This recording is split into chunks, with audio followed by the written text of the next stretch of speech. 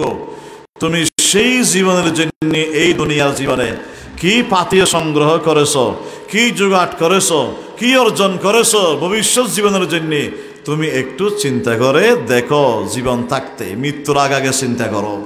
কে বলতেছে? আল্লাহ। বলুন না ভাই, কে বলতেছে? একটু চিন্তা করো। একসময় সাহাবা একরাম এক জায়গায় বসে বিভিন্ন কথাবার্তা বলে হাসতেছিল। আল্লাহ রসুল তখন সেখানে তশরিফ আনলেন।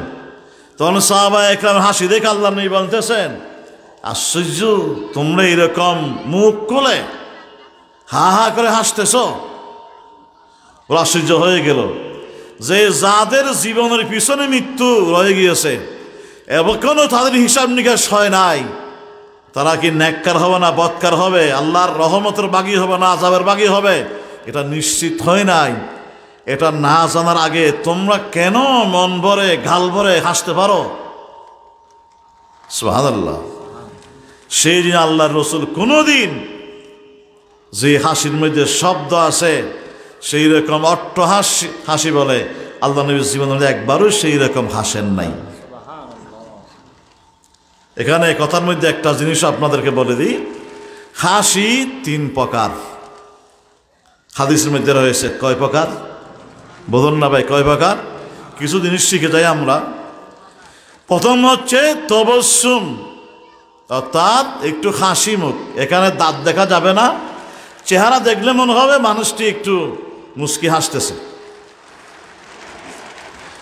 দ্বিতীয় নম্বর হচ্ছে জাহেক, অর্থাৎ একটু হাসবে কিন্তু দাঁত দেখা যাবে কিন্তু কোনো আওয়াজ নেই, কোনো কি নেই। আল্লাহর রসুল বেশিরভাগ সময় মুস্কি হাসতেন। কোনো মানুষ সাক্ষাতে গেলে আল্লাহ নবী হাসি খুশি চেহারা মোবারক নিয়ে মুস্কি হেসে তাকে আল্লাহ নবী রিসিভ করতেন, চেহারা কালো করে রাখতেন না। এবং অনেক সময় আল্লাহর রসুল জেহেক অর্থাৎ পবিত্র দাঁত মোবারক দেখিয়ে হেসেছেন কিন্তু কোনো আওয়াজ বের হয় নাই, শব্দ বের হয় নাই। এটাও আল্লাহ নবী অনেক সময় এইভাবে হেসেছেন। অট্ট হাসি, যেটার মধ্যে হা হা করে আওয়াজ শোনা যায়, এখানে হাসলে ওইখানে অনেক দূরে শোনা যাবে, সেই রকম হাসি আল্লাহ রসুল জীবনের মধ্যে একবারও হাসেন নাই। অট্ট হাসি যারা দেয়, হাদিসের মধ্যে রয়েছে তাদের অন্তর মরে যায়, মৃত্যুর স্মরণ অন্তর থেকে বেরিয়ে যায়।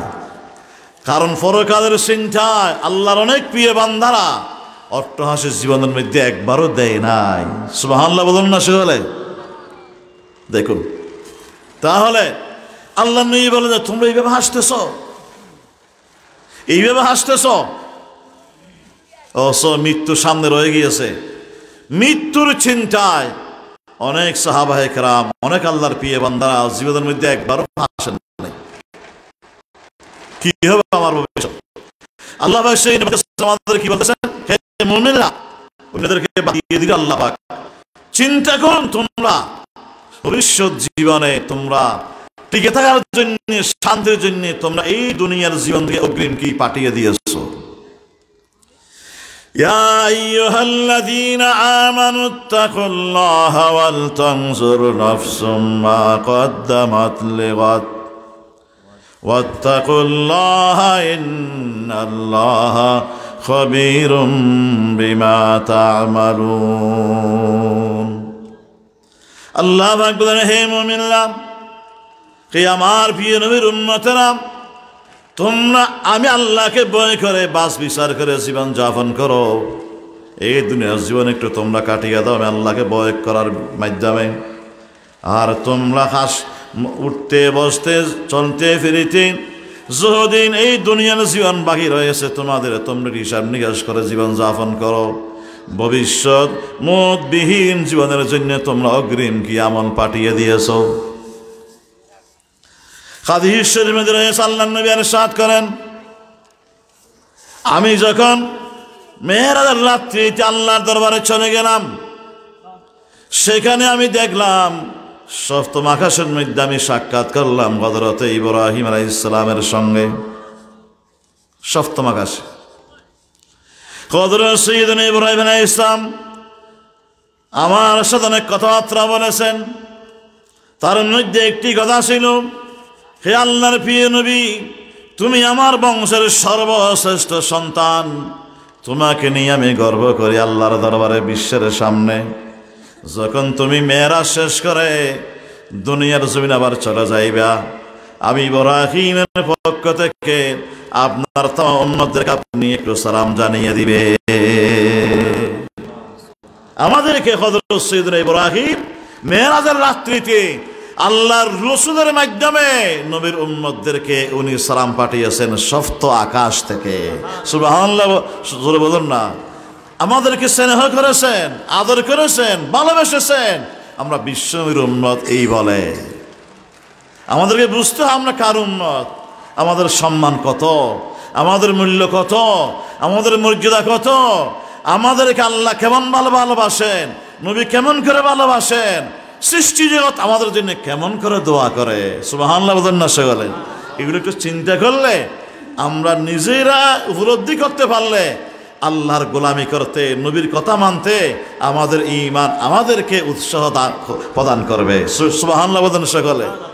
আমরা একা না, তাম সৃষ্টি ঈমানদারের পক্ষে, ঠিক কিনা? এগুলো আমরা চিন্তা করি, এগুলো ছোট্ট জিনিসটা। তখন ইব্রাহিম ইসলাম আমরা সালাম বলে দিবা, তো সহিহ হাদিস।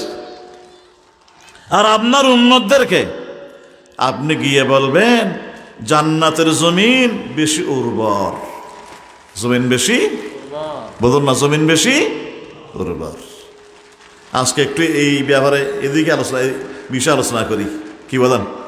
হ্যাঁ, জান্নাতের জমিন বেশি উর্বর, যা রোপণ করা হয় সঙ্গে সঙ্গে তার ফল পাওয়া যায়। জমিন উর্বর হলে আপনি ধান লাগালে একটা মেয়াদ আছে, 3 মাসের মেয়াদ আছে, 4 মাসের মেয়াদ আছে, তো এই ধানটা 3 মাস লাগবে তুলতে, এবং এই ধানটার মেয়াদ 4 মাস লাগে। এটা 5 মাস লাগে, একটা মেয়াদ আছে নাকি নেই? কয় মাসের ধান? এটা ফেঁকে বাড়ির মধ্যে গোলার মধ্যে তুলতে এত মাস লাগবে রোপণ করার পর থেকে।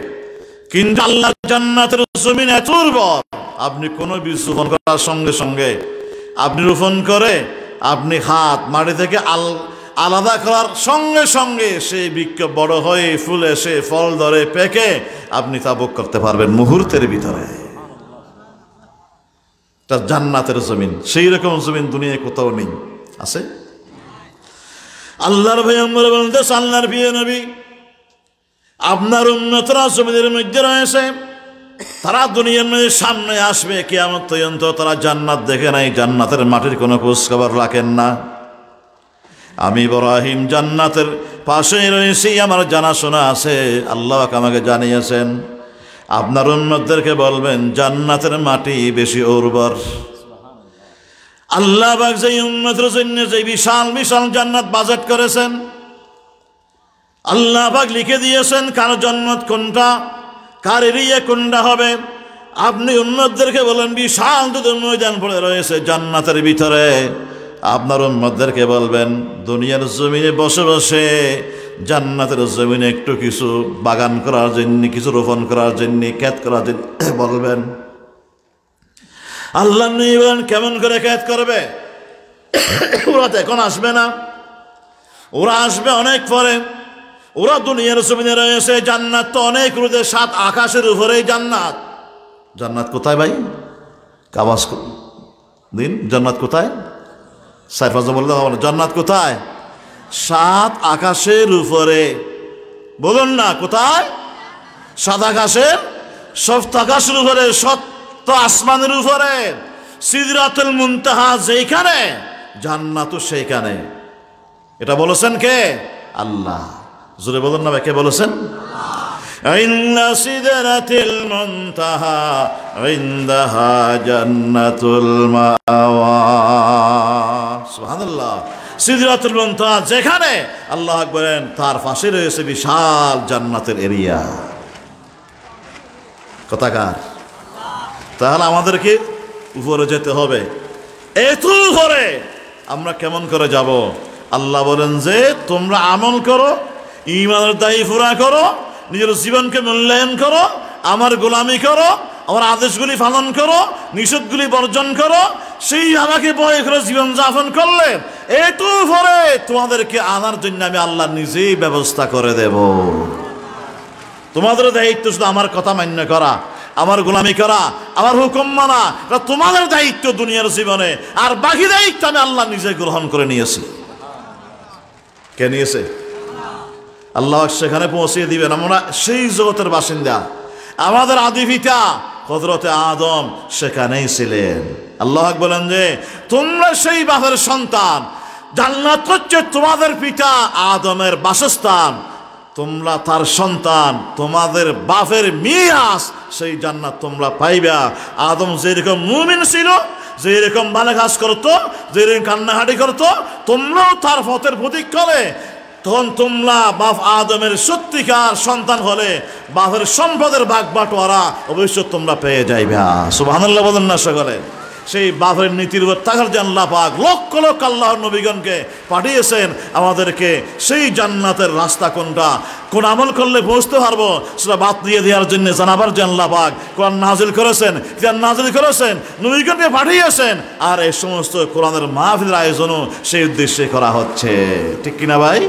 আমরা এখানে যে একসঙ্গে বসেছি, আমরা আশা করব আল্লাহর দরবারে আল্লাহ আমাদের ভুলগুলি ক্ষমা করে ভালো আমল করার তৌফিক দান করে আমরা সবাই আবার সেই জান্নাতের মধ্যে একই জায়গায় আমরা আবার অবস্থান করতে চাই, থাকতে চাই। আল্লাহ কবুল করুক সকলে, আমিন বলুন জোরে।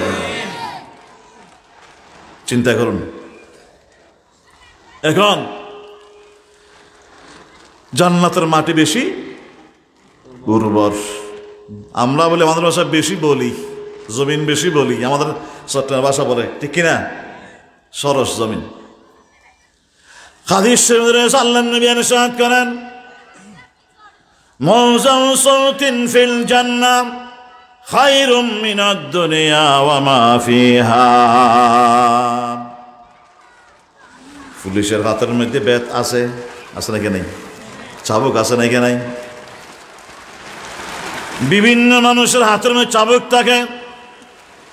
আল্লাহর রাসূল বলেন, আরবের মানুষরা যখন গোড়ার মধ্যে সওয়ার হতো, সেই গোড়া হাঁকাবার জন্য হাতের মধ্যে চাবুক নিত। আল্লাহর রাসূল ইরশাদ করেন, একটা চাবুক এটা মাটির উপর রাখলেন, চাবুকের নিচে যতটুকু মাটি থাকবে, প্রস্থের মধ্যে 1 ইঞ্চি হবে, 1.5 ইঞ্চি হবে, লম্বার মধ্যে হয়তো 2 হাত হবে, এতটুকু মাটি জান্নাতের যদি মাটি হয়, এতটুকু মাটি যদি দুনিয়ার মাটি হয়, কেউ কিনবে না, কোনো কাজে লাগবে না, একটা পা রাখার জাঙ্গও হবে না, এতটুকু সামান্য মাটি। এই লাঠি আছে, লাঠির নিচে যা মাটি আছে এগুলা কেউ কিনবে? বলুন না যে লাঠির নিচে লাঠি রাখলাম এখানে জমিনে, লাঠির নিচে যতখানি জমিন আছে লাঠির নিচে, এই জমিনটুকু আমি বিক্রি করব, কোনো পাগলও কিনবে? বোনে কিনবে? কারণ একটা পা রাখার জায়গা তো হবে না। আল্লাহ নবী বলেন, কিন্তু সেই জমিন যদি জান্নাতের জমিন হয়, সামান্য জমিন যদি জান্নাতের জমিন হয়, রাসূল বলতেছেন খায়রুম মিনাদ দুনিয়া ওয়া মা ফিহা, দুনিয়ার সমস্ত জমিন থেকে, সম্পদ থেকে সামান্য জান্নাতের জমিন বেশি মূল্যবান হবে। কেননা আমাদের ধরুন বিশাল বাগান রয়েছে, নারিকেল গাছ রয়েছে, আম গাছ রয়েছে, সামনে আম আসবে তো, বৈশাখ মাস আসবে না? নারিকেলের এক একটা চোখার মধ্যে 20টা করে নারিকেল ডাব দেখা যায়। আম গাছের মধ্যে হাজারো আম লাল লাল হয়ে পেকে রয়েছে বৈশাখ মাস এবং জ্যৈষ্ঠ মাস। আপনি নারিকেল গাছ থেকে যদি একটি তোকা থেকে যদি 20টি নারিকেল ছিল, আপনি 10টি দিয়ে সেখান থেকে নিয়ে নেন, আর থাকবে কয়টা? বলুন না, কয়টা থাকবে ভাই? 10টা নিয়ে নিলে 20টা থেকে কয়টা থাকবে? আর 10টা। এটা দুনিয়ার নিয়ম। আর সেই গাছটা যদি দুনিয়ার জমিনে না হয়, জান্নাতের জমিনের গাছ হয়, একটি তোখার মধ্যে 20টি থাকলে আপনি 10টি নিয়ে নিল, কিন্তু 10টা থাকবে না, 20টাই থাকবে। 20টা নিল, তারপরে 20টা থাকবে। জান্নাতের মধ্যে কোনো নিয়ামত কোনোদিন কম হবে না, যেমন ছিল তেমন থেকে যাবে। সকলে বলো সুবহানাল্লাহ। সেই জন্য জান্নাতের স্বল্প জমিন তাম বিশ্বের জমিন থেকে, দুনিয়ার সম্পদ থেকে বেশি দামে আল্লাহর দরবারে বলেছেন মুহাম্মদুর রাসূলুল্লাহ। আল্লাহ পাক বলেন, তোমরা সেই জান্নাত পাওয়ার জন্যে প্রতিযোগিতা করো, অগ্রসর হও, তোমরা প্রতিযোগিতা করো। তোমরা যার আগে যে পারো সেই জান্নাত কামাই করার জন্য তোমরা এই দুনিয়ার জীবনে আমাদের প্রতিযোগিতা শুরু করে দাও। কে বলতেছেন? বলুন না, কে বলতেছেন? কত বড় জান্নাত! এক বেজাগে কম দিবি, কত বড় দিবি। জান্নাতি ব্যক্তি বলে আল্লাহ আমার জান্নাত দেখবো, সামনে কদ্দুর আছে দেখবো, পিছনে দেখবো, ডানে বামে দেখবো, আমার সামনে যে এরিয়া কত বড় দেখবো। আল্লাহ পাকের ইরশাদ করেন, ওয়াইদা রাআইতা থাম্মা রাআইতা নাঈমান ওয়া মুলকান কাবীরা। সেই জান্নাতি 1000 বছর উপরে উঠে সামনে দেখতে দেখতে 1000 বছরের রাস্তা পর্যন্ত দেখতে থাকবে। তার জান্নাতের শেষ সীমানা কতটুকু তাহলে সেই বান্দা চোখে দেখবে না। এরপরেও তার অসীম সামনে আল্লাহ পাক বাকি রেখে দিবে। আল্লাহ পাক বলেন, তোমরা সেই জান্নাত কামাই করার জন্য প্রতিযোগিতা করো। কেমন করে করবে? ইব্রাহিম ইসলাম আপনার উম্মতদেরকে বলে দিবেন, জান্নাতের বিশাল জমিন, ময়দানকে ময়দান। আপনার উম্মতদেরকে বলে একটু ক্ষেত করার জন্য, চাষ করার জন্য, বাগান তৈরি করার জন্য, গাছ লাগাবার জন্য বলবেন। কথা খেয়াল আছে? ইব্রাহিম ইসলাম বলতেছেন রসুল কি আল্লাহ নিবেদনে কেমন করে তারা দুনিয়ার জমিন থেকে গাছ লাগাবে, কেমন করে বৃক্ষরোপণ করবে, কেমন তারা বাগান তৈরি করবে। তারা তো দুনিয়ার জমিনে জন্নত অনেক উপরে। হযরত ইব্রাহিম ইসলাম বলেন, আপনার উম্মতরা দুনিয়ার জমিনে বসে বসে যদি একবার বলে সুবহানাল্লাহ, পড়ুন আমার সঙ্গে, সুবহানাল্লাহ, আলহামদুলিল্লাহ, লা ইলাহা ইল্লাল্লাহ, ওয়াল্লাহু আকবার। পড়ুন সঙ্গে আমার সকলে পড়ুন, পড়ুন আমার সঙ্গে, একটু মন দিয়ে পড়ুন, সকলে বড় আওয়াজ দিয়ে, সুবহানাল্লাহ, আলহামদুলিল্লাহ, লা ইলাহা, জোরে সোরে, সুবহানাল্লাহ, আলহামদুলিল্লাহ, লা ইলাহা, সুবহানাল্লাহ, আলহামদুলিল্লাহ, লা ইলাহা, সুবহানাল্লাহ, আলহামদুলিল্লাহ, লা ইলাহা, সুবহানাল্লাহ, আলহামদুলিল্লাহ, লা ইলাহা, লা ইলাহা ইল্লাল্লাহ, লা ইলাহা, আর জোরে, লা ইলাহা ইল্লাল্লাহ, লা ইলাহা, লা ইলাহা ইল্লাল্লাহ, লা ইলাহা, লা ইলাহা ইল্লাল্লাহ, মুহাম্মাদুর রাসূলুল্লাহ। সকলে বলেন সাল্লাল্লাহু। তাহলে যদি একবার সুবহানাল্লাহ বলে, জমিনের মধ্যে বসে আলহামদুলিল্লাহ বলে, আল্লাহু আকবার বলে, লা ইলাহা ইল্লাল্লাহ বলে, আল্লাহ পাক ফেরেশতাদের মাধ্যমে তার সেই নির্ধারিত জান্নাতের জমিনে আল্লাহ পাক জান্নাতের বৃক্ষ আল্লাহ পাক তৈরি করে দিবে। হাদিসের মধ্যে রয়েছে একটি হাদিস শরীফ, আল্লাহ রাসূল যখন জান্নাতের মধ্যে ভ্রমণে গেলেন, দেখতেছেন একজন কিছু ফেরেশতা একটা বিরাট বালাখানা তৈরি করতেছে, বানাচ্ছে। স্বর্ণের ইট, রূপার ইট, গাঁথুনে দিচ্ছে মেশকা আম্বর দিই। আমরা গাঁথুনে দিই, ইটের মাঝখানে সিমেন্ট বালে দিই। মেশকা আম্বরের ফাইন দেওয়া হচ্ছে মাঝখানে। একটা ইট স্বর্ণের, পিওর রূপার, পিওর মুক্তা, পিওর ডায়মন্ডের। এইভাবে তারা দেয়াল তুলতেছে। আল্লাহ রসুল আরো অন্যান্য জান্নাতের এলাকা ভ্রমণ করে আসার সময় দেখলেন সেই ফেরেশতারা আর সেই ঘরটি তৈরি করে নাই, অর্ধেক তৈরি করে তারা বসে রয়েছে। আল্লাহ রসুল তখন তাদেরকে বললেন, আমি যাবার সময় দেখলাম তোমরা এই ঘরটি তৈরি করতেছ, যদি এটা চালু রাখতে, যে বানাইতেই থাকতে, তাহলে এতক্ষণ হতে এই ঘর পরিপূর্ণ হয়ে যেত, তোরা বসে রয়েছ কেন? তখন তারা বলে যে ইয়া রাসূলুল্লাহ, আমরা এই ঘর তৈরি করার জন্যে সরু সামান মাল সামানা কোথায় পাবো? বলে আগে কোথায় পেতে? বলে এইগুলো আল্লাহ পাক যে বান্দার নামে বাজেট করেছে এই জান্নাতের এরিয়া, এইগুলো আল্লাহ পাক যেই বান্দাকে আল্লাহ পাক দান করবেন, সেই বান্দা জমিনে বসে বসে আল্লাহ জিকির করলে, ইবাদত করলে, নামাজ পড়লে, রোজা রাখলে, কোরআন তেলাওয়াত করলে, তাসবিহ পড়লে, দান দক্ষিণা করলে, গুনাহ থেকে বেঁচে থাকলে, আল্লাহর গোলামি করলে, এখানে স্বর্ণের ইটের যোগান আসে, রুহের ইটের যোগান তৈরি হয়, মনোমুক্তার ইট আসে, মানসামানা তৈরি হয়। আমরা সেইগুলা নিয়ে তাজনগর তৈরি করি।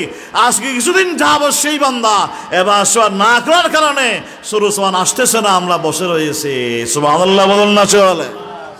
জান্নাত তৈরি হবে আমাদের আমলের বিনিময়ে, কিনা? আমাদের আমলের বিনিময়ে আমরা যা করব তার ফলাফল সেখানে ভোগ করব। আমরা আমল করব 50 বছর, 60 বছর, 70 বছর, আর ফলাফল ভোগ করব মৌতবিহীন অনন্তকালীন জীবনভর। সুবহানাল্লাহ বলুন না সকলে। কারণ বান্দার আমল সীমিত। একটু খেয়াল করুন এই বিষয়টা। বান্দার আমল সীমিত, আমরা মানুষ সীমিত, জ্ঞান সীমিত, বয়স সীমিত, কথা সীমিত, আমাদের সবকিছু সীমিত, একেবারে অল্প। আমরা অসীম নই, কিন্তু যার ইবাদত করতেছি, যার গোলামি করতেছি, যার পরিমাণ এনেছি, যাকে বই করতেছি, তিনি অসীম অফুরন্ত ক্ষমতার মালিক। ঠিক কিনা ভাই? সেই জন্য তার অসীম অফুরন্ত সত্তার ক্ষমতার মালিক যিনি, যার বান্দার মধ্যে কোনো কমতি নেই, মৃত্যুর সাথে যার কোনো সম্পর্ক নেই, সে আল্লাহর গোলামি যখন এই ক্ষুদ্র বান্দা করে, আল্লাহ পুরস্কার দেওয়ার সময় বান্দার আমলের দিক দিয়ে হিসাব করে দিবেন না, আল্লাহর জাতের শানের যে আল্লাহ পাক বান্দায় পুরস্কার দান করবেন। সেই জন্যে আমাদের আমল হবে 60-70 বছরের, আর আমার ফলাফল ভোগ করবো মৌতবিহীন অনন্ত জীবনভর। এটা আল্লাহর শান অনুযায়ী। সুবহানাল্লাহ বলেন না সেখানে। তাহলে সে আল্লাহর গোলামি যদি আমরা করতে পারি দুনিয়া জীবন, এইটা আজকে আসি কালকে নাই, ঠিক কিনা ভাই? আজকে আসি কালকে নাই, এখন আসি কিছুক্ষণ ধরাবার নাই। মানুষ তো হঠাৎ মৃত্যুবরণ করতেছে। সেই জন্য আল্লাহ পাক বলেন ওয়াল তানজুর নাফসুম মা কদ্দামাত লিগাদ ওয়াত্তাকুল্লাহ। বান্দারে আগামী জীবন কেমন করে তুমি জীবন সুখ শান্তি গ্রহণ করে বাঁচতে পারবে, দুনিয়ার জীবন ত্যাগ করার পরে শান্তির ছায়া কেমন করে তুমি হাসিল করতে পারবে, তুমি কেমন করে স্বর্গ রাজ্য জান্নাতের বাসিন্দা হতে পারবে, তুমি কি আমল করেছো আগামী দিনের জন্য একটু চিন্তা করে দেখো, কি পাঠিয়েছো তুমি। অতীত যা হয়ে গিয়েছে তার জন্য অনুশোচনা করে গুনাহ ক্ষমা চাও। ভবিষ্যতে মওতের আগে একদিন মাত্র বাকি আছে, 1 ঘন্টা বাকি আছে, 1 বছর বাকি আছে, 10 বছর বাকি আছে, কদ্দুর আছে তুমি জানো না।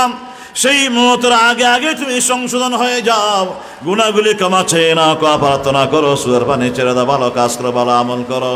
আল্লাহ পাকের ইরশাদ করেন যদি তোমার গুনাহ হতে হতে এই মেঘমালা পর্যন্ত পৌঁছে যায়, গুনার স্তূপ হতে হতে গুনার স্তূপ, গুনার টাল মেঘ পর্যন্ত পৌঁছে গিয়েছে, আকাশের বিরাট পাহাড়ের সাথে বড় হয়ে গিয়েছে।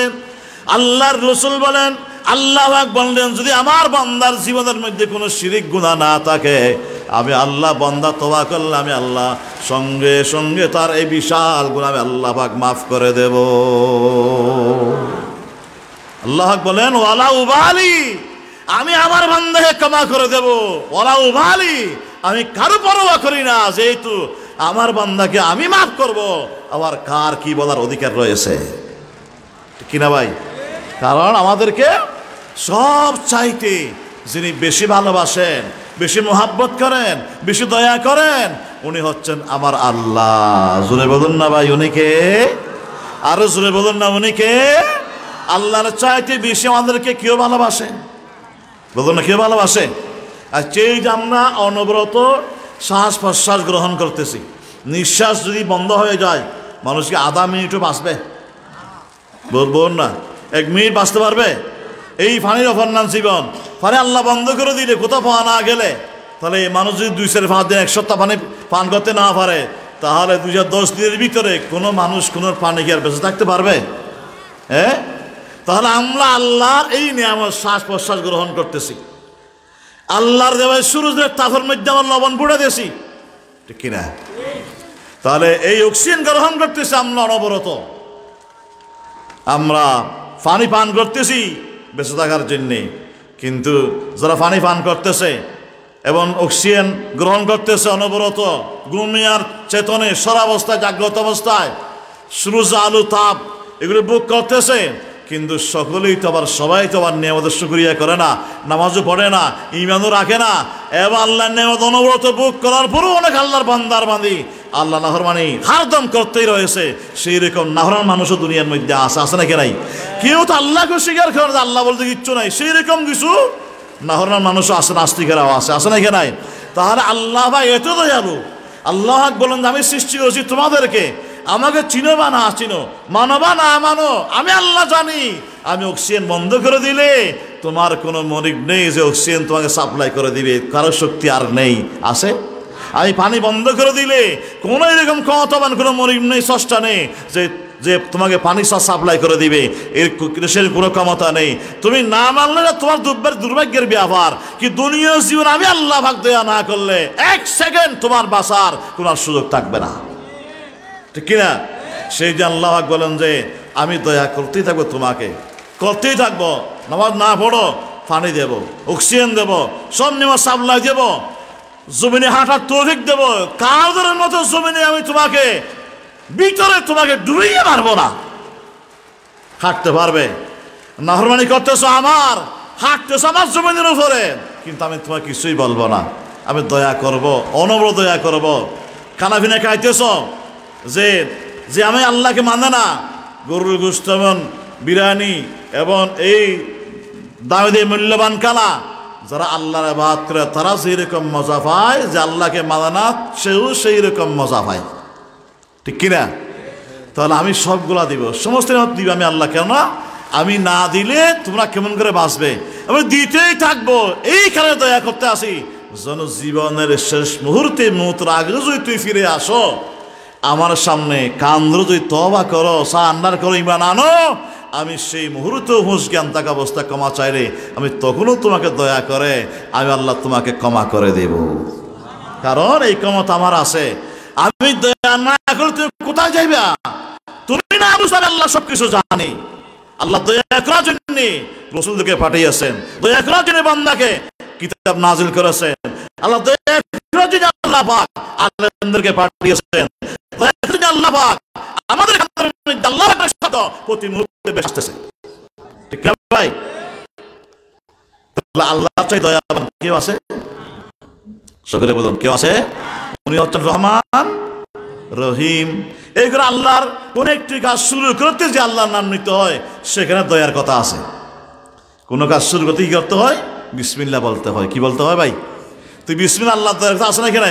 আমার সঙ্গে পড়ুন সকলে, বিসমিল্লাহির রহমানির রহিম। পড়ুন আরেকবার, বিসমিল্লাহির রহমানির রহিম। ওই আল্লাহ নামে শুরু করতেছি যিনি অত্যন্ত দয়ালু, অত্যন্ত বান্দাকে ভালোবাসেন, মুহাব্বত করেন, দয়া করেন, পরম দয়ালু আল্লাহর নামে আমরা আরম্ভ করতেছি। তাহলে আল্লাহ বেশি দয়ালু, ঠিক কিনা ভাই? আল্লাহ নবী অনুসরণ করতেছেন আমার আল্লাহ কেমন দয়া করেন। ক্বালা রাসূলুল্লাহ, পড়ুন সকলে, সাল্লাল্লাহু তাআলা আলাইহি ওয়াসাল্লাম, আল্লাহু আরহামু বিউম্মতি মিনাল ওয়ালিদাতি শাফীকাতি আলা ওয়ালাদিহা। মেহেরবান আম্মা জান নিজের একমাত্র সন্তানকে যেরকম মুহাব্বত করেন, ভালোবাসেন, আল্লাহর প্রিয় নবী ইরশাদ করতেছেন আমার আল্লাহ পাক রব্বুল আলামিন আমি নবীর গুনার উম্মতকে তার চাইতে বেশি আমার উম্মতকে ভালোবাসেন এবং দয়া করেন। আল্লাহর নবীর শরীয়তের ভিতরে আল্লাহ পাক সিদ্ধান্ত করে দিয়েছেন, কোরআনের ভিতরে রয়েছেন, এই নবীর উম্মত কোন একটি গুনাহ করলে আল্লাহ পাক বলেন যে যতটুকু করে তোমার লাগবে, একটা করে একটাই লাগবে। আর আল্লাহ পাক বলেন যে এই নবীর উম্মত কোন একটি ভালো কাজ করে, নেক আমল করে, মান জাআ বিল হাসানাতি ফালাহু আশরু আমসালুহা, আমসালিহা, মান জাআ বিল হাসানাতি ফালাহু আশরু আমসালিহা। আল্লাহ পাক বলেন যে কোন মুমিন নারী যদি একটি কল্যাণমূলক কাজ করে, সওয়াবের কাজ করে, ভালো কাজ করে, আল্লাহ পাক বলেন আমি আল্লাহ পাক আমার সেই নবীর উম্মত ইমানদার বান্দার বান্দিকে কমপক্ষে 10 গুণ বাড়িয়ে আমি আল্লাহ পাক সওয়াব দান করব। কয় গুণ? গুনাহ করলে মাত্র 1টি লিখবে, আর সওয়াবের কাজ আল্লাহ পাক 10টি লিখে দিবে। দয়া কে করতেছেন? অন্য আল্লাহ বলেছেন, মাসালুল্লাযীনা ইউনফিকুনা আমওয়ালাহুম ফি সাবিলিল্লাহি কামাসালি হাববাতিন আম্বাতাত সাবআ সানাবিলা ফি কুল্লি সুনবুলাতিন মিআতু হাব্বা ওয়াল্লাহু ইউদাঈফু লিমান ইয়াশা ওয়াল্লাহু ওয়াসিউন আলীম। আল্লাহ পাক বলেন, আমি আল্লাহর রাস্তায় দান করবে। আল্লাহর রাস্তা বলতে জিহাদের রাস্তা, হক এবং বাতিলের দ্বন্দ্ব যেখানে হয়, সেই জিহাদের রাস্তা যে আল্লাহর বান্দা কোরআনে যত ফি সাবিলিল্লাহ, প্রত্যেক সাবিলিল্লাহ অর্থ হচ্ছে জিহাদ ফি সাবিলিল্লাহ। এখানে যারা দান করবে 1টি টাকা, 1টি পয়সা, 1টি দিরহাম দান করবে, আল্লাহ পাক বলেন আমি আল্লাহ তাদেরকে কেমন করে সওয়াব দিব। বান্দা জানো কি? তোমরা কি শস্য দানা রোপণ করলা, 1টি দান যখন সেখান থেকে সারা বের হলো তো রোপণ করলা, আমি আল্লাহ সেখান থেকে জমিনে তোমাদের চোখের সামনে 7টি আমি আল্লাহ পাক শীষ বের করে দিলাম। 1টি দান থেকে যখন সেই সারা বড় হলো, শীষ কয়টা? দানের সারা কয়টা? সরা 7টা। আল্লাহ পাক বলেন প্রত্যেক সরাই 100টি করে দানা, কয়টি? বলা কয়টি? রোপণ করেছিলাম 1টি, সেখান থেকে কমপক্ষে 7টি শীষ, প্রত্যেক শীষের মধ্যে রয়েছে 100টি করে দানা। তাহলে 1টির বদলায় আমরা 2-3 মাস ধরে পেয়েছি 700 দানা। 1টি দান দিয়ে 700 দান, ঠিক কিনা? আল্লাহ এটা আমি করতেছি তোমাদের চোখের সামনে। শাস্ত্র তোমরা করো, হালটা তোমরা করো, তোমরা তো রোপণ করো, আর তোমরা সেখানে ফসল কেটে তখন তোমরা তোলো। তোমরা দেখো না প্রত্যেক সময়ে, প্রত্যেক সিজনে, যে একটা দান থেকে আমি আল্লাহ 700টি দান তোমাদের উপহার দিয়ে দেই। আজ আল্লাহ, আমি আল্লাহ পাকের নিয়ম। তো রোপণ করেছো 1টি, আমি 1টির বলে 1টি দিই নাই, 700টি দিয়েছি কমপক্ষে। আল্লাহ বলতেছেন, কে বলতেছেন? ঠিক সেই রকম যদি কোনো ব্যক্তি আখিরাতের কাজের আল্লাহর রাস্তায় দান করে, সময় ব্যয় করে, নেকির কাজ করে, তাহলে আমি আল্লাহ সেই তার জীবন থেকে এই 1টি জিনিস রোপণ করার কারণে, আমল করার কারণে আমি আল্লাহ তাকে কম করে দিব, কিয়ামতের ময়দানে 700 গুণ বাড়িয়ে দেব। তা আল্লাহর শান। আল্লাহর কি? যদি আমাদের শান অনুযায়ী দিত, 50 বছরে 72 বিনিময়ে আমরা সেখানে 50 বছর শান্তি থাকতাম, তাহলে 50 বছর শেষ হয়ে গেলে দুঃখের সীমা থাকতো না, ঠিক কিনা ভাই? কারণ মেয়াদ শেষ হয়ে গিয়েছে। আল্লাহ বলে সেই রকম দিব না, আমি আল্লাহর শান অনুযায়ী দিব। তোমরা যাকে রেখেছো, তিনি আসমানের মালিক, জমিনের মালিক, আরশের মালিক, কুরসির মালিক, যে আমি আল্লাহকে তোমরা দেখেছো, আমার তারিফ করেছো, সুবহানাল্লাহ বলেছো, আলহামদুলিল্লাহ বলেছো, আল্লাহু আকবার বলেছো, আমাকে সিজদা দিয়েছো, আমাকে খুশি করেছো, আমি আল্লাহর শান অনুযায়ী তোমাকে দিয়ে আল্লাহ পাক তোমাদের ধন্য করে দেব। সেই জন্য মুমিন জীবনের বান্দার সুখ শান্তি হবে আল্লাহর গোলামের বিনিময়ে পরকালে। এই কথাটা একটু চিন্তা করুন, চিন্তা করুন। এখন সব কিছু রয়েছে আমাদের সমাজে, আল্লাহর ভয় নেই, ঈমান ভিত্তিক আমল আমাদের কাছে নেই, আমরা আমল শূন্য হয়ে যাচ্ছি দিন দিন, ঠিক কিনা ভাই? কিন্তু যেতে হবে শেষ পর্যন্ত আল্লাহর কাছে। আমরা গিয়ে কি করব? তো চিন্তা করার জন্য আমি আজকে এই আলোচনা করতেছি। অন্য বিষয় আমার খেয়াল ছিল।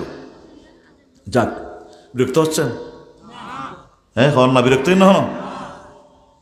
এই ভাষা একটু বলতে হয়, শুদ্ধ হোক বশুদ্ধ হোক, একটু এগুলো তো অনেক দূরে চলে যায়, আজীবন থেকে যাবে ইনশাল্লাহ। খেয়াল করুন, কি বলতেছিলাম? 1টি দানা থেকে কয়টি? এটা আমার চোখের সামনের ঘটনা।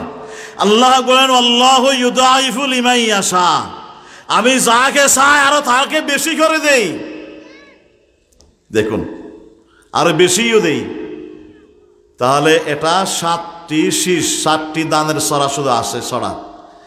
অনেক দান এরকম আছে যে 20-40 সন্দেশটাও 1টি গোছা থেকে বের হয়, সেই রকম দান এখন আবিষ্কার করা হয়েছে গবেষণা করে, ঠিক কিনা ভাই?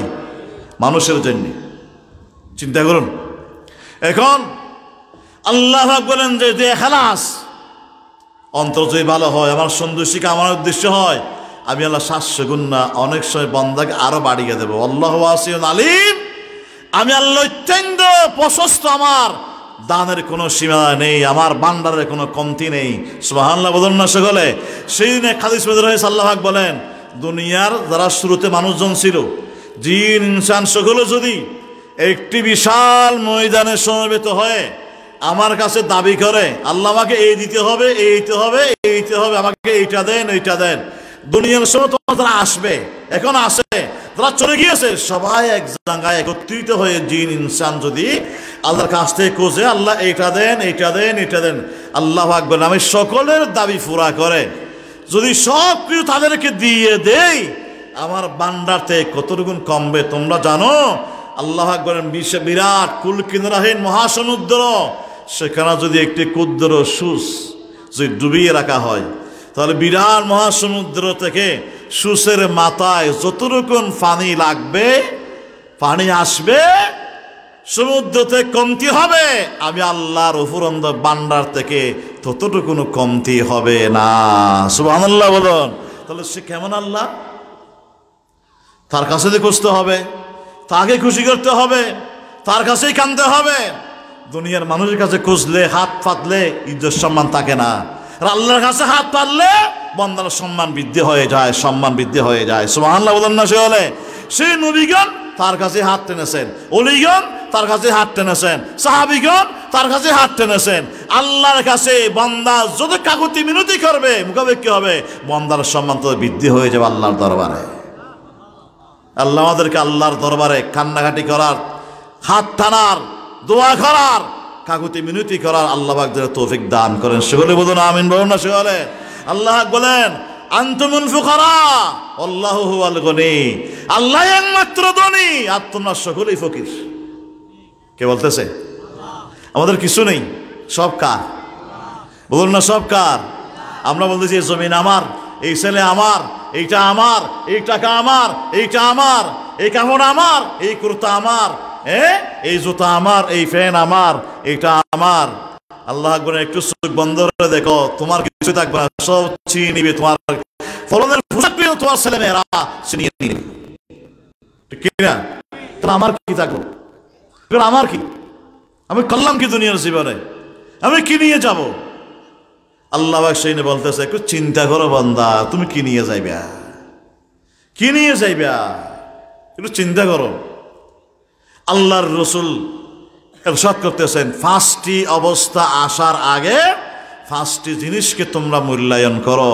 জীবনকে মূল্যায়ন করো মৃত্যু আসার আগে, যৌবনকালকে মূল্যায়ন করো বৃদ্ধকাল আসার আগে, হায়া এবং তোমরা এই সচ্ছল আছে, এখন ধন সম্পদ আছে, অভাব আসার আগে একটু সম্পদকে মূল্যায়ন করো।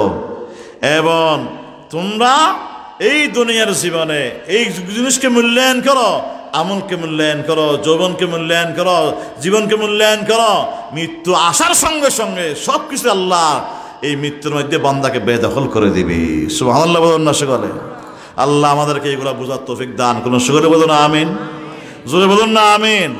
তাই বলতেছিলাম যে ইব্রাহিম আলাইহিস সালাম বলতেছেন, আপনার উম্মত যদি সুবহানাল্লাহ বলে, আলহামদুলিল্লাহ বলে, আল্লাহু আকবার বলে, লা ইলাহা ইল্লাল্লাহ বলে, তাহলে তার নামে যে জান্নাত বাজেট করা হয়েছে সেখানে আল্লাহ পাক বাগান তৈরি করে দিবে। কি আল্লাহ পাক কি করে দিবে? বাগান তৈরি করে দিবে। আল্লাহর রাসূল বলেন, তোমরা এই হাতের আঙ্গুলের এই গিরার মেয়ে তোমরা এইরকম গণনা করে করে হাঁটতে বসতে আল্লাহকে ডাকো, সুবহানাল্লাহ, আলহামদুলিল্লাহ, এইরকম বলো। হাদিসে রয়েছে, বাজে কথা হলো না, তসবিহ নেই, হাতের আঙ্গুলের এই গিরার মধ্যে পড়ো। পড়লে কি হবে? এই হাত কালকে কিয়ামতের ময়দানে তোমার পক্ষে সাক্ষ্য দিবে। রাসূল বলতেছে সাক্ষ্য দিবে, জিহ্বা সাক্ষ্য দিবে তোমার পক্ষে।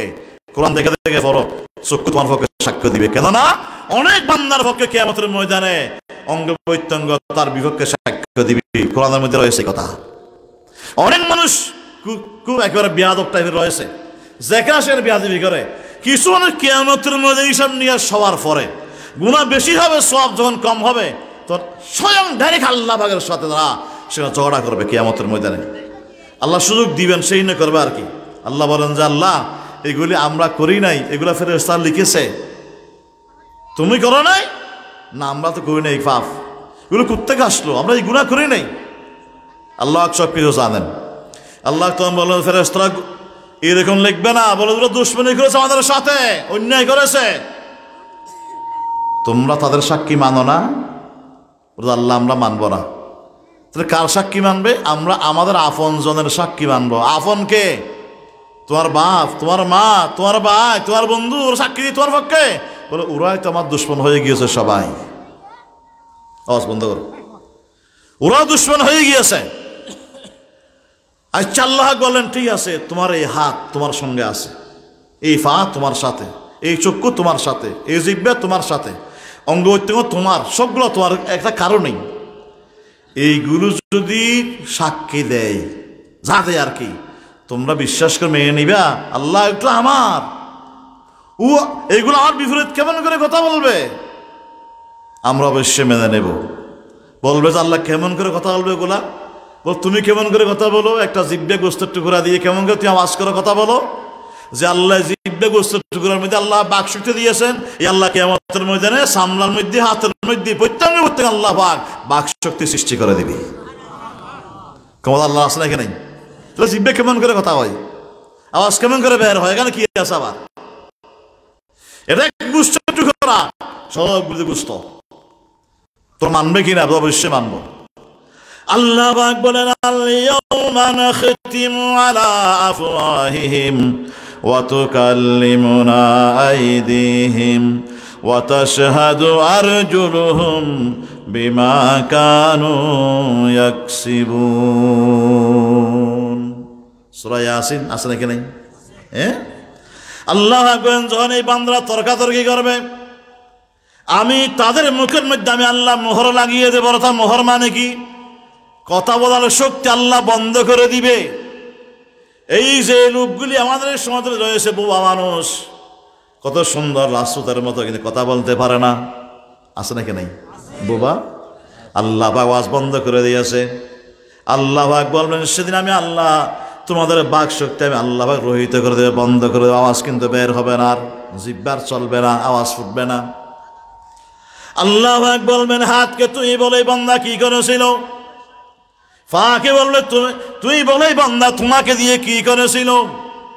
আল্লাহ পাক বলেন, আল-ইয়াওমা নাখতিমু আলা আফওয়াহিহিম ওয়া তুকাল্লিমুনা আইদিহিম ওয়া তাশহাদু আরজুলুহুম বিমা কানু ইয়াকসিবুন। আল্লাহ তখন বান্দার বিপক্ষে তার হাতগুলা সাক্ষী দিয়ে দিবে। আমার মধ্যে বান্দা আরেকজন আইল কেটেছিল, চুরি করেছিল, ছিনতাই করেছিল, ঘুষ খেয়েছিল, হাত দিয়ে আমাকে দিয়ে, বলবে কি বলবে না? বলবে না? বলে কি বলবে না? এই হাত দিয়ে আর সঙ্গে খুন করেছিল, বাবার সাথে বিয়াদবি করেছিল, বলবে না? বলবে না? বলবে না? লেখা রয়েছে, সবগুলো কেন হয়েছে? আগের যুগে ছিল শুধু টিপসই, এখনো ফিঙ্গার নাই। বড় তো আধুনিক ফিঙ্গার নাই, ফাস্ট করে বিভিন্ন ফিঙ্গার নিয়ে নাই, ফিঙ্গার নেই না, এই ফিঙ্গার কথা বলে। আমার একটা মোবাইল আছে, এটা এই ফিঙ্গার দিয়ে খোলা হয়, আমারটা দিয়ে এটা কথা বলে। এখানে সূক্ষ্ম রহস্য ক্যামেরা ফিট করা আছে প্রত্যেক রেখার ভিতরে। আল্লাহ তুমি হাত দিয়ে যা করেছো, তুমি মনে করছো এই হাত তোমার, তোমার না, আমি আল্লাহ দিয়েছি তোমাকে। আমি আল্লাহ গোপন সেখানে ক্যামেরা ফিট করে দিয়েছি প্রত্যেক রেখার ভিতরে। তোমার সমস্ত কাজকর্ম এইগুলি তদন্ত করার জন্য, রেকর্ড করার জন্য সব এখানে রেকর্ড করা আছে, ঠিক কিনা? বলো যে 10 খানের জমিন আমার, কেমন করে? যাওয়ার পর দাদা বাবা, আমার বাপের দাদা কিনেছিল, কার থেকে? অমুক থেকে। দলিল দেখাও, দলিল নাম নেই, টিপসই আছে, 120 বছর আগের টিপসই। এই টিপসই বলতেছে যে এই জমিনের মালিক আমার বাপের দাদা ছিল। তাহলে এই টিপসই কথা কেমন করে বললো যে এটা কথা বলে? সারা দুনিয়ার মানুষ সকলের টিপসই এখানে রাখলে ওনার বাপের দাদার টিপসের সাথে কারো টিপসই মিলবে না। তাহলে এখানে রেকর্ড করা রয়েছে, এখানে চিহ্ন রয়েছে, ক্যামেরা রয়েছে, এখানে আল্লাহ সেই বিশেষ বৈশিষ্ট্য আল্লাহ দিয়েছেন। এইগুলা কিয়ামতের ময়দানে এখানে কাগজে টিপ দিল, কিয়ামতের ময়দানে সরাসরি রেখাগুলি আল্লাহর সামনে, মানুষের মতো আল্লাহর সামনে এগুলি কথা বলে দিবে। ঠিক কিনা? আল্লাহ কোরআনে বলেছেন। তখন হাত বলবে, হাদিসে রয়েছে সর্বপ্রথম বান্দার বিরুদ্ধে তার পায়ের বাম রান আগে সাক্ষী দিবি। বাম রান, বাম মাসের রান আগে কথা বলবে, আল্লাহ হাদিসে রয়েছে। সাক্ষী দিবি, তার চামড়া সাক্ষী দিবি। এখন যখন সাক্ষী শেষ হয়ে যাবে, ফাহা বলবে, আল্লাহ আমি গিয়েছিলাম সিনেমা দেখতে, অমুককে খুন করতে, আমি অমুক কাজ করতে, অমুককে অন্যায় করে মারার জন্যে, অমুক জুলুম করার জন্যে ওই কাজে গিয়েছিলাম, আমাকে সে বাহার করেছিল, আমি তার অধীনে ছিলাম, আমার কোনো ভয় ছিল না। আল্লাহ আপনি আমাকে আমানত হিসাবে তাকে দিয়েছিলেন, কিন্তু সে আপনার প্রদত্ত ফায়ের আমানত, হাতের আমানত, চোখের আমানত, নাকের আমানত, বিবেকের আমানত, অঙ্গবৈত্যের আমানত আপনার এই বান্দা যথাযথভাবে আদায় করে নাই, আমানত সে খেয়ানত করেছে, গুনাহ করে করে। এগুলি বলো আমার বিরুদ্ধে। এখন তো আমরা এগুলি লাখ সোয়ান দিয়ে দুই কত শুনো বড়োর মাঝি মেকআপ করি, লাফিয়া লাভলি লাগাই, এইগুলি কিয়ামতের ময়দানে যে আল্লাহর গোলামি থেকে আমরা নিজেকে দূরে সরিয়ে রাখি, আমাদের দুশ্মন হয়ে যাবে। আমাদের চক্ষু, আমাদের কর্ণ, আমাদের হাত, আমাদের পা, আমাদের চামড়া, অঙ্গ প্রত্যঙ্গ সব আমার বিরুদ্ধে দাঁড়িয়ে যাবে আল্লাহর দরবারে। ঠিক কিনা ভাই? কথাঘাত বলে কথাঘাত। আবার শুনে পড়ুন, আল-ইয়াওমা নাখতিমু আলা আফওয়াহিহিম ওয়া তুকাল্লিমুনা আইদিহিম ওয়া তাশহাদু আরজুলুহুম বিমা কানু ইয়াকসিবুন। আল্লাহ বলবেন সেদিন হাত সাক্ষী দিয়ে তুমি বান্দার বিরুদ্ধে, তোমার পা সাক্ষী দিবে। তুমি যা দুনিয়ায় কামাই করেছো, ভালো করলে ভালো বলবে, খারাপ করলে খারাপ বলবে। এখন বান্দার কোনো পথ থাকবে না, ওজোর খাই করার কোনো আস্থা থাকবে না। বান্দাকে অবশ্যই সেগুলি মেনে নিতে হবে আল্লাহর সামনে। সকলে বলুন সুবহানাল্লাহ। ফালাবার কোনো ফন্দ আল্লাহ বলবেন ফাইনা তাযহাবুন ফাইনাল মাফার, বান্দা তুমি কোথায় পালিয়ে যাইবা? পালানোর কোনো রাস্তা নেই, তোমার চতুর্দিকে রাস্তা বন্ধ হয়ে গিয়েছে। তোমার হাত তোমার দুশ্মন, তোমার পা তোমার দুশ্মন, স্ত্রীর পুত্র পরিজন নয়। যদি কোনো বান্দা আল্লাহর গোলামি করে, এই জমিন আল্লাহর বান্দার দুশ্মন হয়ে যাবে। এই জমিন আল্লাহ পাক বলেন সূরা ইয়াসিন যাদের ভিতরে, ইযা যুলজিলাতিল আরদু জিলজালাহা ওয়া আখরাজাতিল আরদু আসকালাহা ইয়াওমা ইযিন তুহাদ্দিসু আখবারাহা বিআন্না রাব্বাকা আওহালাহা। সুবহানাল্লাহ বলুন না। সেই দিন আল্লাহর সামনে এই জমিন কথা বলবে, জমিন সাক্ষ্য দিবে, কে কি করেছিল, কি গল্প করেছিল, কি কথা বলেছিল, কি কি পাপ করেছিল। এই মাঠে আল্লাহর সামনে বান্দার পক্ষে সাক্ষ্য দিবে। তখন বলা হচ্ছে কেমন করে দিবে, এই জমিন কথা কেন বলবে? সেই দিন আমাদের ব্যাপারে কেন আল্লাহর সামনে তারা বলবে? তো আল্লাহ বলবে কেন বলবে তুমি জানো না? বিআন্না রাব্বাকা আওহালাহা, এই জমিনের যিনি স্রষ্টার রব আল্লাহ সেদিন বলবেন, হে জমিন তোমার উপরে যা হয়েছে, আমার বান্দারা গহনা করেছে, কাজ করেছে, তুমি সব সব কিছু আমার সামনে বলে দাও। হুকুম কে করবে? বলুন না, কে করবে? কোরআন তো কোনো মিথ্যা আছে, সন্দেহ আছে? সব কথা কোরআনে আছে, আমরা জানি না। আল্লাহ বলেন বিআন্না রাব্বাকা আওহালাহা, তাহলে জমিনও আমাদের বিপক্ষে সাক্ষী দিবি এবং আমাদের বিরুদ্ধে সাক্ষী দিবি। কি দিবে? আমাদের হাত এবং আমাদের পা যদি সবগুলো আমাদের বিপক্ষে দাঁড়িয়ে যায়, তাহলে সেই অবস্থায় আমাদের যাওয়ার কোনো কি আর জায়গা আছে? কোনো জায়গা নেই। তাহলে একটা মাত্র উপায়, সেটা হচ্ছে কি? সেটা হচ্ছে যার ক্ষমতার নাগালের বাইরে যাবার কোনো শক্তি কারণে সেই রবের কাছে সারান্ডার করে জীবন যাপন করার ভিতরে আমাদের মুক্তি আর শান্তি। ঠিক কিনা ভাই? তাহলে কোনো উপায় নেই তাকে মান্য করা ছাড়া, সব কিছু তার গোলাম। জমিন বললেন এখন সমুদ্রের মধ্যে তুফান দিয়ে ফুটে, জোয়ার আসে, বাটা আসে, জো আসে, ডানা আসে, সমুদ্রের কথা কার মানে? জোরে বলেন, কথা কার মানে?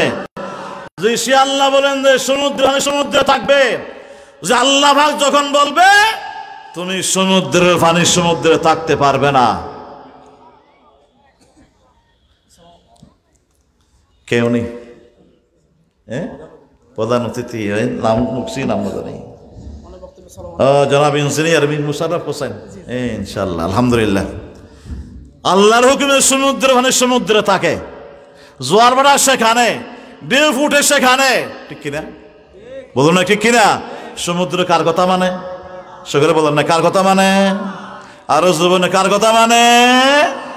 আল্লাহ যখন বলে হে সমুদ্র তুমি সেখানে জোয়ার ভাটা না, তুমি সেখানে থাকবে না, 29 এপ্রিল তোমাকে থাকতে হবে কুতুবদিয়ার মাটির উপরে 10 ফিট উঁচু হয়ে ঢেউ ফুটাইতে হবে, ঢেউ মারতে হবে। তখন সমুদ্র ভানিস কানে সমুদ্র ছেড়ে এখানে এসে হাজার হাজার মানুষজনকে এক কথা পরে দুনিয়া থেকে বিদায় করে সব কিছু বাসিয়ে নিয়ে যায়, ঠিক কিনা? হুকুম কার মানে? তাহলে সমুদ্র তো আল্লাহর গোলাম, জমিন কার গোলাম?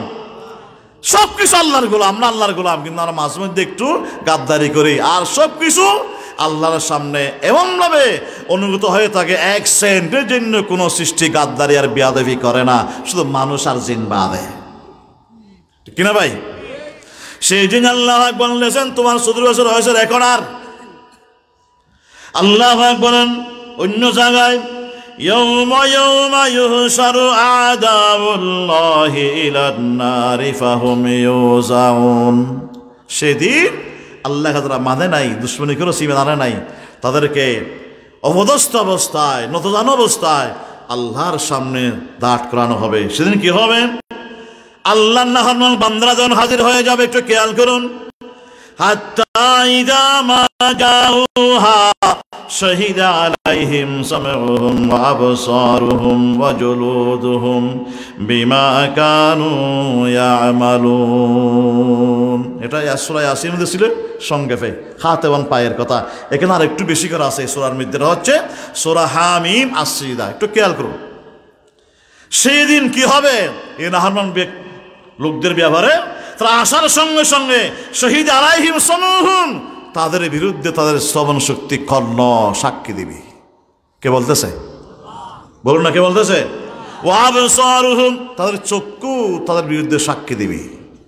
ওয়া জুলুদুহুম, তাদের এই চর্ম, তাদের অনুভূতি শক্তি তাদের বিরুদ্ধে আল্লাহ দ্বারা সাক্ষী দিবি। তারা যা করতো তা আল্লাহর সামনেই শ্রবণ শক্তি, কর্ণ এবং চক্ষু, এই চর্ম আল্লাহ দরবারে সব কিছু একে একে তথ্য সহ সব কিছু তারা একেবারে বাকশক্তি আল্লাহ দান করার পরে তারা সব কিছু বলে দিবে আল্লাহর সামনে। বাঁচার কোনো রাস্তা আছে? বুঝুন না, আছে না কোনো?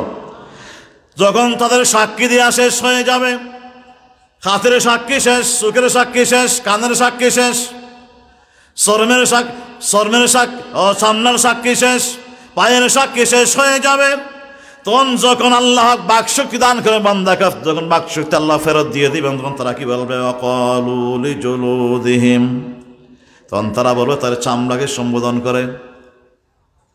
কারা? নাফরমানরা বলবে, ওয়াকালু লিজুলুদিহিম লিমা শাহিদতুম আলাইনা, তোমরা দুনিয়ার মধ্যে একবারও কথাবার্তা বলতে পারে নাই, চামড়া কোনোদিন কথাবার্তা বলতে পারে না, পা কথা বলতে পারে না, হাত বলতে পারে না, চোখ বলতে পারে না, কান বলতে পারে না, তোমরা কেমন করে আজকে আমার বিরুদ্ধে আল্লাহর সামনে সাক্ষী দিলা? কেমন করে দিলা? তোমরা দুনিয়ায় কোনোদিন তোমরা কথাবার্তা বলো নাই, এখন কেমন করে বললা তোমরা? তখন তারা কি বলবে? ক্বালু আনতাকানাল্লাহুল্লাযী আনতাকা কুল্লা শাই ওয়া হুয়া খালাকাকুম আউওয়ালা মাররাতিন ওয়া ইলাইহি তুরজাউন।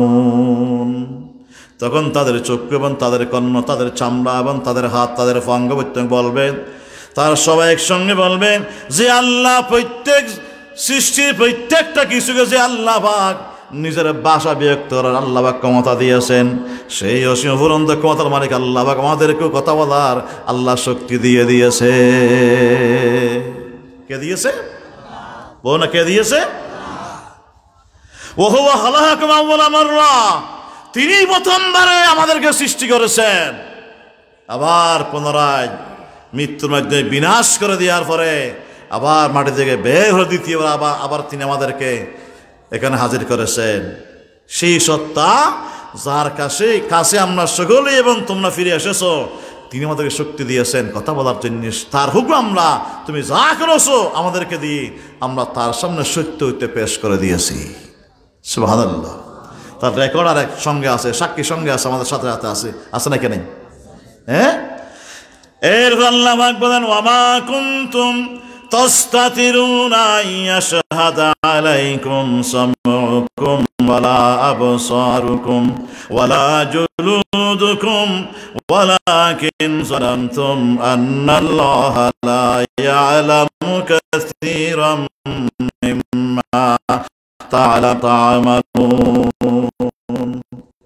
তোমরা লুকিয়ে লুকিয়ে করতে আল্লাহর নাফরমানি, এবং তোমরা মনে করতে লুকিয়ে রাখলে কেউ সাক্ষী দিবে, অন্ধকারে করলে চক্ষু দেখে না, কর্ণ শুনে না, চামড়া জানতে পারবে না, হাত পা দেখবে না, বলতে পারবে না। আল্লাহ পাক বলেন তোমরা অনেক কিছু গোপনে গোপনে করতে, তোমরা মনে করতে কেউ দেখবে না, কেউ জানবে না, এরকম তোমরা করতে। ওয়ালাকিন জানান্তুম, আল্লাহ বলতেছেন তোমরা মনে করতা গোপনে পাপ করলে। এই বিশ্বাস তোমাদের ধারণা, এই ধারণা ছিল তোমাদের কি ধারণা? ওয়ালাকিন জানান্তুম আন্নাল্লাহা লা ইয়ালামু কাসীরাম মিম্মা তা'মালুন। তোমরা দুনিয়া জুড়ে মনে করতা আমি অনেক পাপ করলাম গোপনে, রাত্রি অন্ধকারের ভিতরে, গোপন রুমের ভিতরে, কামরার ভিতরে, কেউ জানে না, হয়তো অনেক কিছু আল্লাহ পাকও জানতে পারবে না। নাউজুবিল্লাহ বলেন না সকলে। তোমরা সেই রকম একটি দুঃখপূর্ণ ধারণার বিশ্বাসের মধ্যে পড়ে নিজের সর্বনাশ করেছো পাপ করে দুনিয়ার জীবনে। কে বলতেছে? মনে করেছো এতগুলি কথা হয়তো কেউ জানবে না, আল্লাহ পাকও হয়তো সেগুলি খেয়াল করবেন না, সেদিকে আল্লাহ দৃষ্টি দিবেন না, আমি পার হয়ে যাব। অনেক গুনাহের ব্যাপারে তোমাদের এই ধারণা ছিল দুনিয়ার জীবনে, তোমরা দুকাইছিলে। কে বলতেছেন? বিরক্ত হচ্ছেন? আচ্ছা, আমাদের সাথে কেউ নেই, কেউ দেখে না, কে দেখে? বলো না, কে দেখে? আল্লাহ। এইগুলো তো কোরআনের মধ্যে বুড়ি বুড়ি আয়াত, একটা সুযোগ হলে শেষ করার কোনো সুযোগ নেই। আমি কিছু বলি, শুধুমাত্র এই বিষয়টা খেয়াল রাখেন। পরকালের চিন্তার আসার জন্যে, পরকালের চিন্তা না হলে মানুষ সৎ হতে পারে না। পরকালের আল্লাহর শাস্তির বয়ে মানুষ সৎ হয়, অসৎ ভালো হয়, অসৎ সৎ হয়, খারাপ লোক ভালো হয়, ঠিক কিনা ভাই? বেয়াদব আদব বলা হয় পরকালের চিন্তায়, আল্লাহর ডর এবং ভয়ের কারণে।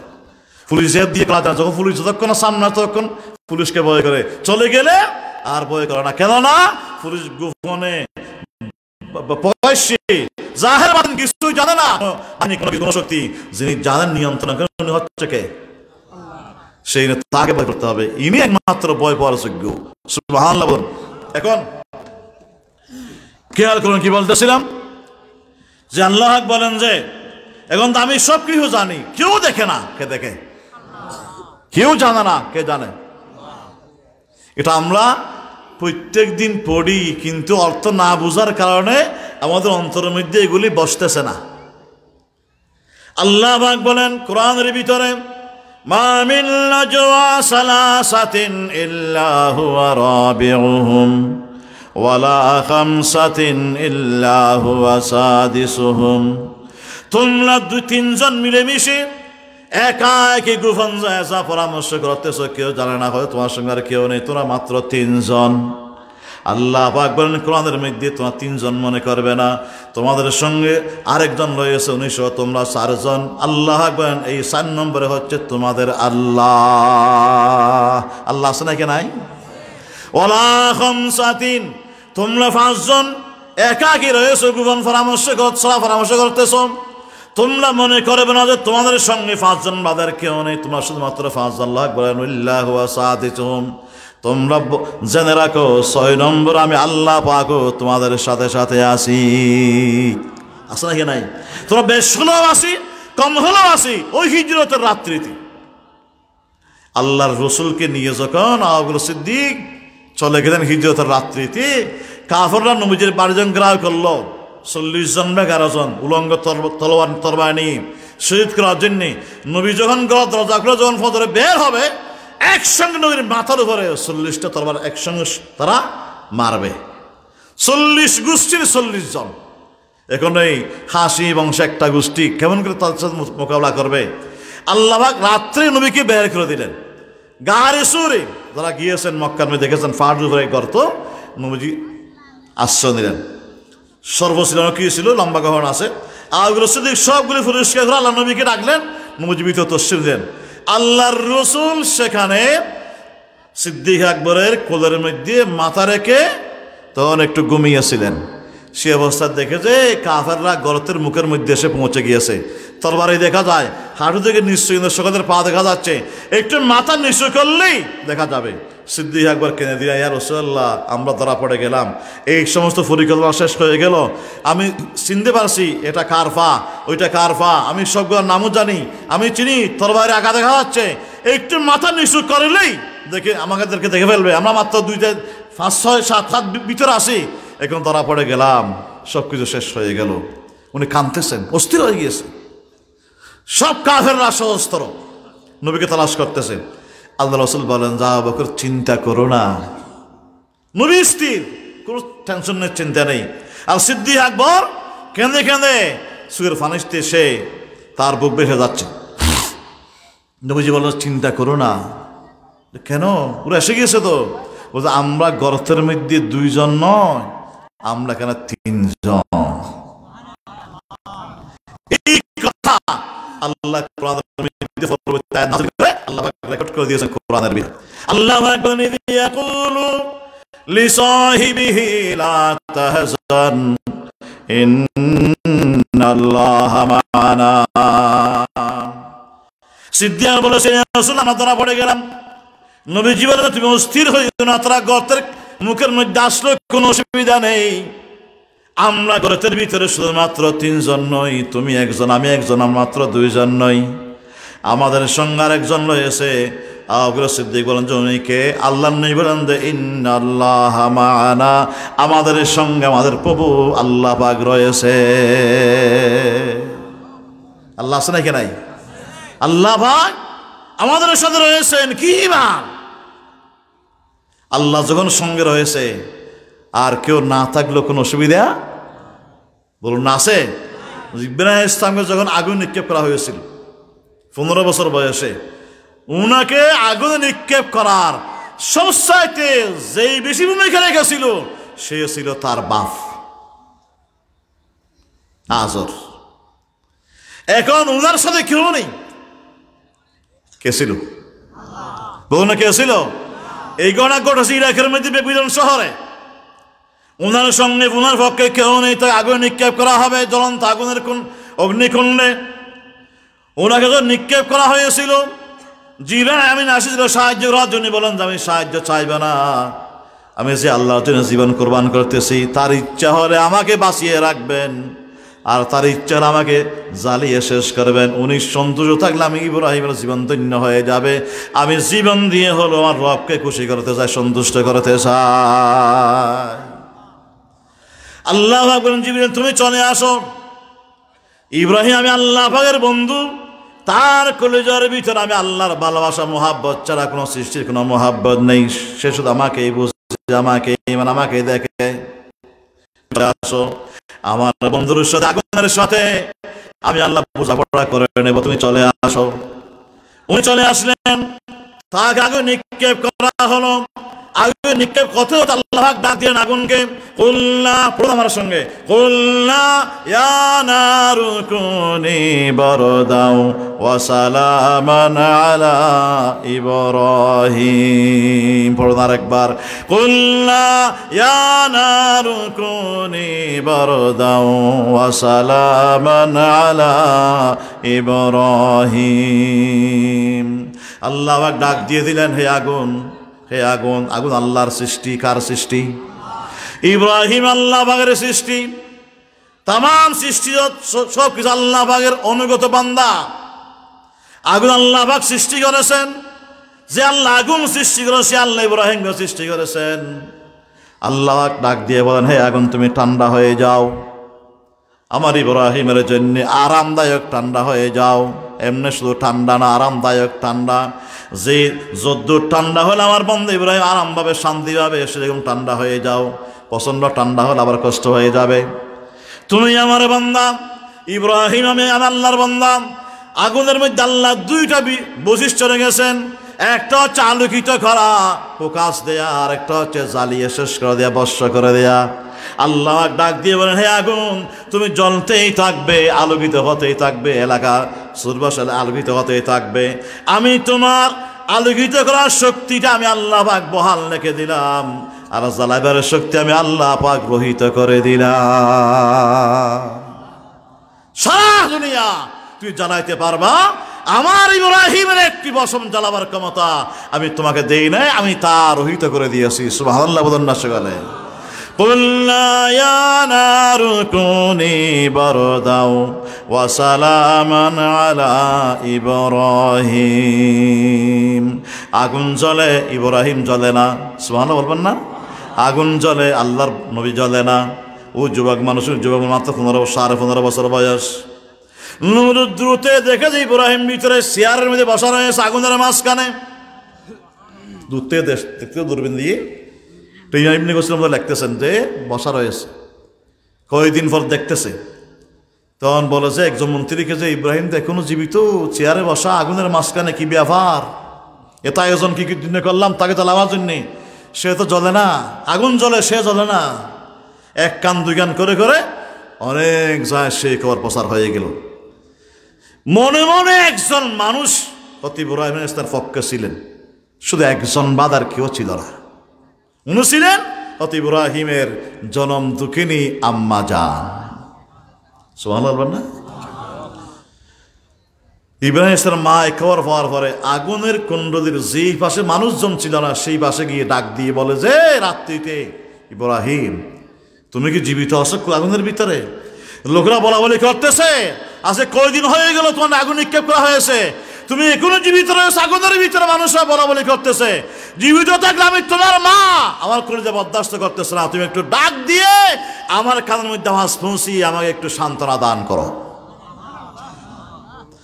আল্লাহ নবী ডাক দিয়ে বলেন যে, হে আম্মা, আপনার সন্তান ইব্রাহিম আদরের সন্তান আগুনের মধ্যে কোনো জীবিত রয়েছে। সারা দুনিয়া চেয়েছিল আমাকে দুনিয়াতে বিদায় করার জন্যে, কিন্তু আল্লাহ পাক সঙ্গে থাকার কারণে, আল্লাহ পাক রাজি থাকার কারণে এখনো পর্যন্ত তোমার ছেলে ইব্রাহিম আগুনের ভিতরে সুখ এবং শান্তির মধ্যে জীবন যাপন করতেছে। বাঁচিয়ে রেখেছেন কে? বলুন না কে? তখন মা বলল যে, হে আমার পুত্র, আমার সন্তান, আমার অন্তর খুলে ফেটে যাচ্ছে, আমার বরদাস্ত হচ্ছে না। আমি চাই তোমার সামনে আসার জন্য, আমার মন মানতেছে না। যে আল্লাহ জ্বলন্ত আগুনের মাঝখানে তোমার আল্লাহ তোমাকে জীবিত রাখতে পারে, সে আল্লাহ চাইলে আমি ইব্রাহিমের মাকে তোমার সাথে দেখা সাক্ষাৎ করার জন্য আগুনের ভিতরে আমাকে আল্লাহ পাক আনতে পারে। ঠিক কিনা? তুমি দোয়া করো। ইব্রাহিম বলেন যে, আম্মা আপনি আগুনের মধ্যে ঝাঁপিয়ে পড়ুন, আমি আমার আল্লাহকে বলেছি, আপনি বলুন হাসবুনাল্লাহু ওয়া নি'মাল ওয়াকিল। পড়ুন সরে আমার সঙ্গে পড়ুন, হাসবুনাল্লাহু ওয়া নি'মাল ওয়াকিল। বড় করে পড়ুন না, হাসবুনাল্লাহু ওয়া নি'মাল ওয়াকিল। এই আল্লাহর জিকির করতে করতে, এই স্লোগান দিতে দিতে আপনি আগুনের মধ্যে নেমে পড়ুন আর সামনে অগ্রসর হন। দেখবেন আপনি আপনার সামনে পিছনে আগুন জাউদা করে জ্বলতেছে, ডানে বামে আগুন জাউদা করে জ্বলতেছে, আর জ্বলন্ত আগুনের মাঝখানে আল্লাহ পাক ইব্রাহিমের মায়ের জন্য আল্লাহ পাক রাস্তা তৈরি করে দিতেছে। সে আল্লাহ আছে নাকি নাই? বলুন না, আছে নাকি নাই? এখন এই তসবিহ এবং এই জিকির করতে করতে আল্লাহ পয়গম্বরের সামনে হাজির হয়ে গেল। মা ছেলেকে পেয়ে বুকে জড়িয়ে ধরল, মুখের মধ্যে চুমো দিল, কপালে চুমো দিল, আদর করলো, সোহাগ করলো, মোহাব্বত করলো, স্নেহ করলো। মা সন্তানকে ছেলেকে নিয়ে এরপরে ছেলের শরীরের মধ্যে মা নাক লাগিয়ে গ্রান টেনে টেনে নিঃশ্বাস টেনে টেনে কলিজা ঠান্ডা করলো। মা বলতেছে, ছেলে আমি তাড়াতাড়ি বের হয়ে যাব, আমি দেরি করলে আমাকে তালাশ করা হবে, আমি ধরা পড়লে আমাকে দুনিয়া থেকে বিদায় করে দেওয়া হবে। আল্লাহ পাককে বলো তুমি, যে আল্লাহ তুমি পর্যন্ত আসার জন্য যে আল্লাহ রাস্তা তৈরি করে দিয়েছিলেন, আবার এখান দিয়ে বের হওয়ার জন্য আল্লাহ পাক আমার জন্য রাস্তা তৈরি করে দেখতে আল্লাহ পাককে বলে দাও তুমি। ইব্রাহিম বলেন যে, আমার আম্মা যেই তসবিহ পড়ে পড়ে যে আল্লাহর নাম নিয়ে নিন, তুমি একা আমার কাছে এসেছো, পৌঁছেছো, আবার সে আল্লাহর নাম নীতিতে সামনে অগ্রসর হয়ে যাও, তুমি দেখবে আল্লাহ পাক আগুনের ভিতরে ইব্রাহিমের মাকে বের হওয়ার আল্লাহ পাক রাস্তা তৈরি করে দিবে। সে আল্লাহ আছে নাকি নাই? বলুন না, আছে নাকি নাই? আল্লাহ সঙ্গে থাকলে কোনো পরোয়া নেই। জোর বল না, ঠিক কিনা? আল্লাহ পাক দেখিয়ে দিলেন, সারা দুনিয়া চেয়েছিল ইব্রাহিমকে খতম করার জন্য, আল্লাহ চেয়েছিলেন জীবিত রাখার জন্য ইব্রাহিমকে আগুনের ভিতরে। সেই ক্ষমতা আল্লাহর আছে, বলো না, আছে কি নাই? আল্লাহ জীবিত রেখেছিলেন। ইব্রাহিম ইসলামকে জিজ্ঞেস করা হয়েছিল পরবর্তী সময়ে, আল্লাহর বন্ধু, আল্লাহর পয়গম্বর, আল্লাহর খলিল, আপনার জীবনে অনেক কিছু হয়েছে, ভালো মন্দ অনেক কিছু হয়েছে, সুখ দুঃখ এসেছে আপনার জীবনে, আপনি সবচেয়ে বেশি সুন্দর জীবন, আরামের জীবন কোন সময় কাটিয়েছিলেন? আল্লাহ নেই বলতেছিলেন, আমি যে 40 বা 50 দিন নমরুদের আগুনের কুণ্ডলীর মধ্যে ছিলাম, এই 50-40 দিন আমি বেশি শান্তির মেয়ে জীবন যাপন করতেছিলাম। সুবহানাল্লাহ বলুন না। কেননা এই কারণে এই আগুনের মধ্যে আমার আল্লাহ আমাকে বলতো, হে ইব্রাহিম, জ্বলন্ত আগুনের ভিতরে তুমি কেমন আছো?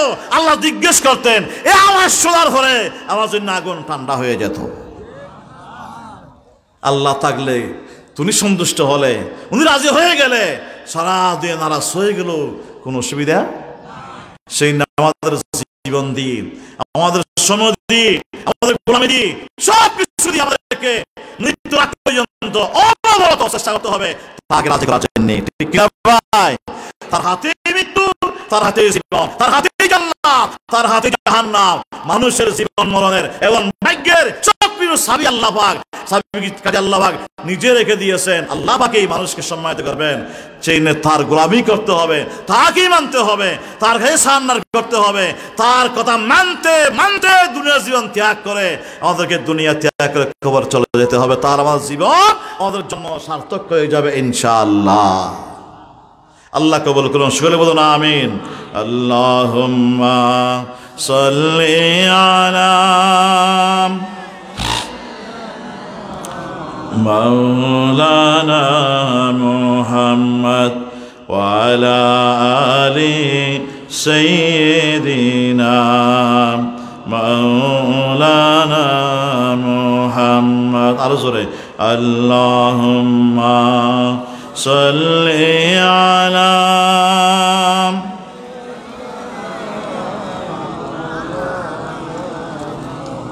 তাড়াতাড়ি দাও, তাড়াতাড়ি দাও, ওয়া আলা আলি সাইয়্যিদিনা মাওলানা। আর একটু জোরে আওয়াজ দিয়ে পড়তে পারবেন না ভাই? একটু জোরে সোরে জিকির করুন তো সকলে, একটু মুহাব্বত নিয়ে পড়ুন। আমার সময় প্রায় শেষ পর্যায়ে, একটু মুহাব্বত নিয়ে বড় আওয়াজ দিয়ে পড়ুন সকলে। সুবহানাল্লাহ, আলহামদুলিল্লাহ, লা ইলাহা ইল্লাল্লাহ। আরো জোরে, সুবহানাল্লাহ, লা ইলাহা ইল্লাল্লাহ, সুবহানাল্লাহ, আলহামদুলিল্লাহ, লা ইলাহা, সুবহানাল্লাহ, আলহামদুলিল্লাহ, লা ইলাহা। একটু সামনে আসুন সবাই, একটু সামনে আসুন, সকলে সামনে আসুন। আর জিকির করুন সকলে জোরে সোরে, সুবহানাল্লাহ, আলহামদুলিল্লাহ, লা ইলাহা,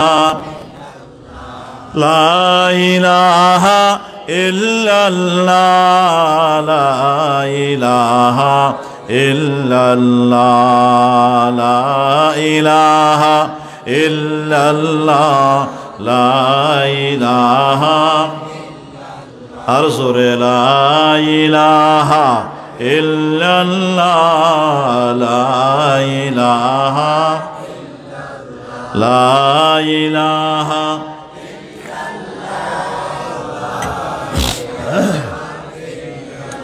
লা ইলাহা ইল্লাল্লাহু মুহাম্মাদুর রাসূলুল্লাহ সাল্লাল্লাহু আলাইহি ওয়াসাল্লাম। তাহলে আল্লাহ বলেছেন যে প্রথম আয়াতটি বলেছিলাম, আমি এখনো সে আয়াতের মধ্যে রয়ে গিয়েছি। আল্লাহ বলেন, চিন্তা করো, ভালোভাবে চিন্তা করো, তোমরা বিবেককে এখানে প্রশ্ন করো ভবিষ্যৎ জীবনের জন্য তোমরা এই দুনিয়ার জীবন থেকে কি পাঠিয়েছো? বলতেছেন কে? বলুন না ভাই, বলতেছেন কে? কারণ সেই দিন ছেলে মেয়ে ধন সম্পত্তি স্ত্রী পুত্র পরিজন কোনো কিছুই থাকবে না, থাকলেও কাজে আসবে না। আসবে? আল্লাহ ইরশাদ করেন ওয়ালান তানফাকুম ওয়ালা আওলাদুকুম ইয়াওমাল কিয়ামাতি ইয়াফসিলু বাইনাকুম ওয়াল্লাহু বিমা তা'মালুনা বাসীর। আল্লাহ বলেন সেই দিন তোমাদেরকে কোনো ফায়দা দিবে না, কল্যাণ দিবে না, উপকার করবে না। তোমাদের ছেলে